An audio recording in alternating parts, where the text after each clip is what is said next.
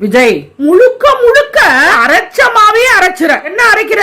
டிவிக்கு திமுக உனக்கு எனக்கு தான் போட்டி. சிஎம் வந்து கூட இருக்கவங்க சொல்றாராம், இந்த விஜய் வந்து தொல்லை தாங்க முடியல, எங்க போனாலும் சட்ட ஒழுங்கு பத்தியே பேசுறாரு.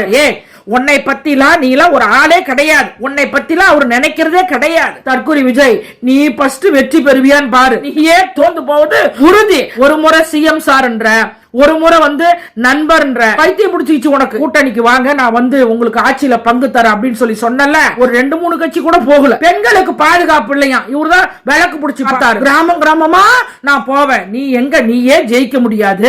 இதெல்லாம் தேர்தல் வாக்குறுதியா? தற்குறி விஜய், வாய்க்கிலேயே பேசாத, உனக்கு வேற சப்ஜெக்டே கிடையாது. தீய சக்தி தீய சக்தின்ற நீதான் தீய சக்தி, உன் குடும்பத்தை மதிக்காத தீய சக்தி. வெற்றி பெற போது திமுக தலைவர் தளபதி மு.க. ஸ்டாலின் 2வது முறையாக ஆட்சி, திராவிட முன்னேற்ற கழகம் 7வது முறையாக ஆட்சி.